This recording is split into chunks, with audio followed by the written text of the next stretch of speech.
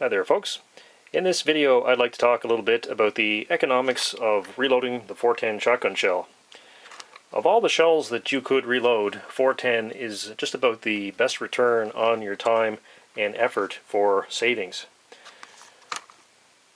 It stands to reason that the 410 shell should be one of the cheaper shells because it contains less plastic, less powder, less shot than the bigger gauges. However, because of the smaller quantities that are produced and sold, the markup tends to be higher on these, and they can cost you 2 to 3 times as much as a box of 12 gauge shells, which is a little bit ridiculous. But you can of course get around that to some degree by loading your own shells. Now, years ago we had the option of purchasing something like this, a Lee loader, and with a Lee loader set like this, the casual shooter could produce enough shells to keep himself in, shells for fun and for hunting purposes. Unfortunately, though, these sets are out of production, and at the moment they command prices which kind of put them more in the collectible arena than they do in the practical use area, because people are paying, $75 and $100 for a 410 Lee loader set, which is kind of ridiculous in my opinion. This one I think I picked up for $20 at a gun show, and if you can come across a set for a reasonable price, by all means pick it up. They're a good set. I've got a video up showing how to use this particular loader, and by all means pick one up if you can get it for that reasonable price, but leave it alone if it's a ridiculous price. What I would recommend instead of that particular machine is a Mech 600 Junior. This is a Mech 600 Junior Mark V. I've been loading 410 shells with it for probably 10 or 12 years, and I probably paid something like $150 for it, brand new. Quite often you can come across used loaders for $75 to $100. That's an even better deal if they're not worn out. It's actually pretty hard to wear out one of these Mech 600s. They're a very robust machine, mostly steel construction. The older machines were better yet, and there are spare parts available from Mech for all their machines. So a second-hand Mech loader is a pretty darn good deal, and you don't have to load all that many shells with it before you've paid for it. Of course, as with any shell, you're going to have the proper supplies to reload for it. You're going to need a supply of wads, primers, shot, hulls, etc. Now, you can save on most of these things, most of the components that you're going to need if you purchase them in bulk, and a good way to do that is to find out where your local clay target shooters buy their components, or perhaps join a Trapper Skeet or Sporting Clays club, and quite often there are deals to be had if you're around those folks, because they go through so many components. They're always looking for the best deals on things, and they can steer you in the right direction, or they might even be able to supply you with some of what you need. And if you buy in quantity, you will get those cost savings on your components, and that makes each shell cheaper. Now, of course, how much savings you want to get into kind of depends on how much shooting you do. The more shells you fire, the more inclination there is to get into reloading, and the more inclination there is to get the very best deal.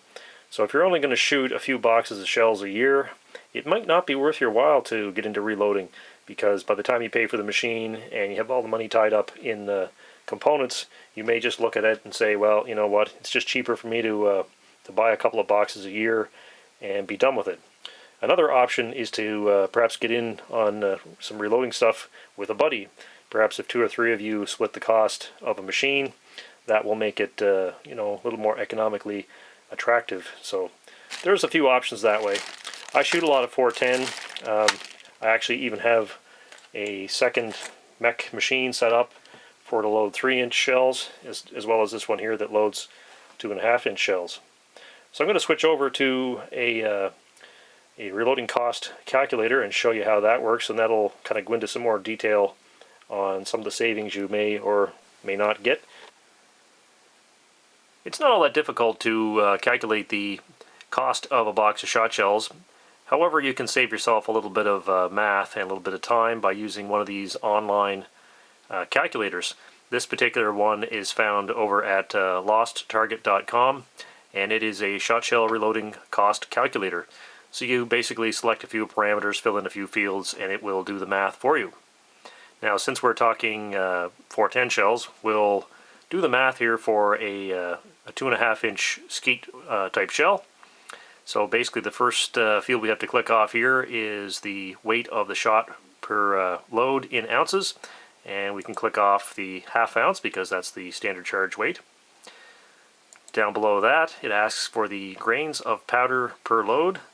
So I'm going to put in 13.5 since that's the amount of 296 that I use in most of my 410 2.5-inch shells.